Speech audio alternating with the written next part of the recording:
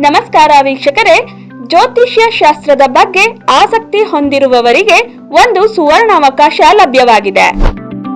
ಜ್ಞಾನಜ್ಯೋತಿ ಜ್ಯೋತಿಷ್ಯ ಮಂದಿರದ ವತಿಯಿಂದ ಶ್ರೀ ವಿದ್ವಾನ್ ಜೆ.ಇ. ಶಿವಕುಮಾರ್ ಗುರೂಜಿರವರು ಮೊಟ್ಟ ಮೊದಲ ಬಾರಿಗೆ ಒಂದು ದಿನದ ವಿಶೇಷ ಜ್ಯೋತಿಷ್ಯ ಕಾರ್ಯಾಗಾರವನ್ನು ಆಯೋಜಿಸಲಾಗಿದೆ.